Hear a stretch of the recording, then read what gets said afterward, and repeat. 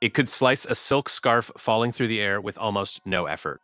Damascus steel was this incredible metal. Its legend stretched back over 1,000 years. Originating likely in India, as Wootz steel, its secrets were perfected in the Middle East. Blades made from this material were known for their unparalleled sharpness and incredible flexibility. Warriors described them cutting through lesser swords and even stone with ease, often severing targets in a single stroke. This included cutting a rifle barrel and even a feather. The crafting process was a closely guarded secret passed down through generations of master blacksmiths for 500 years. The exact techniques are now lost to history, making it a fascinating mystery for scientists and historians alike. This unique steel was admired from 900 AD all the way through 1700 AD, when its production largely ceased. The journey of Wootz steel began in southern India around the 1st century BC, perhaps as early as 300 BC.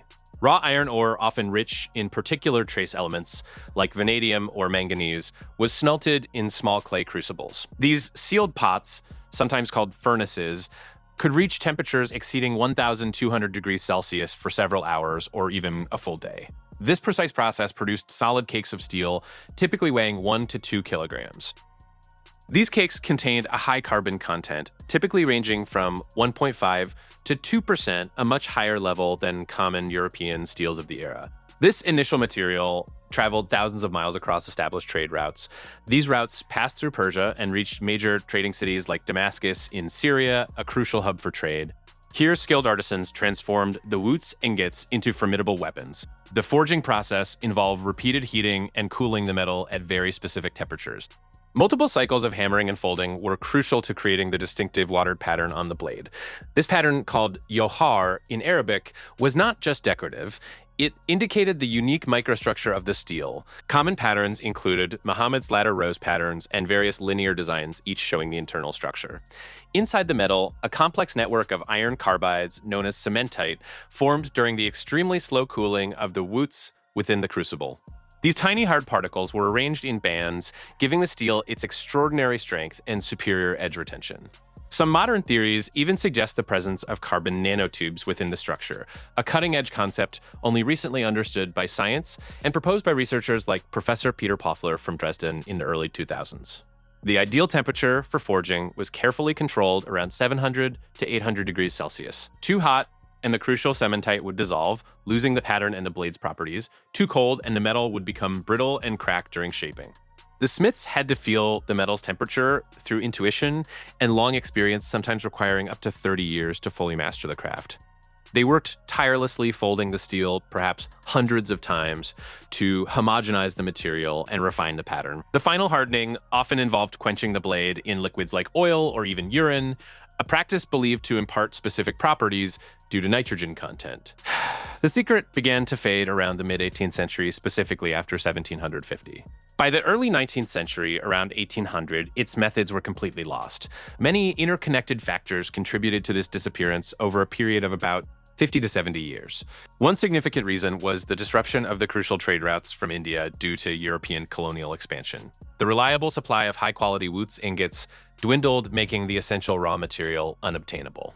The British control of India, for instance, impacted traditional production methods and trade patterns for a century. Another factor was the lack of detailed written records. The specialized knowledge was largely oral, passed from master to apprentice, often within families for generations.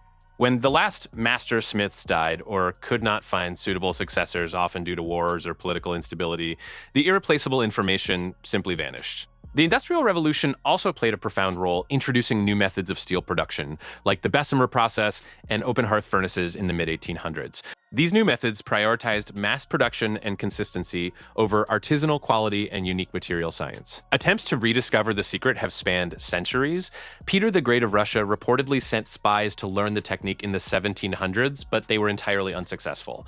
Later in the 1800s, Russian metallurgists like Pavel Petrovich Anosov spent years experimenting with local ores and various heat treatments. He had some notable success, forging swords that exhibited similar patterns and properties to genuine Damascus, often taking more than a decade of effort. Modern scientists use advanced tools like scanning electron microscopes and X-ray diffraction to precisely analyze surviving Damascus blades. They have identified specific trace elements like vanadium and chromium, often present in the original Indian Wootz ore. These elements elements played a crucial role in stabilizing the carbide structures, preventing them from clumping during forging. The absence of these specific impurities in European iron ores made faithful replication even harder for centuries. Researchers have found vanadium content ranging from 0.001% up to 0.015%.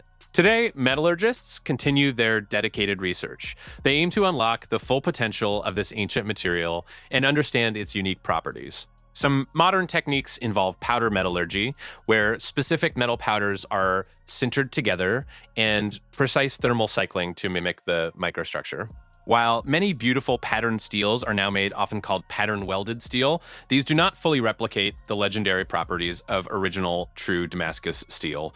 The original blades were not just strong and durable with a Rockwell hardness possibly reaching 60 HRC, they were also incredibly sharp, able to hold an edge through severe use even after many battles and hundreds of impacts. The unique combination of high carbon content-specific trace elements and precise forging techniques created a metal unlike any other known at the time.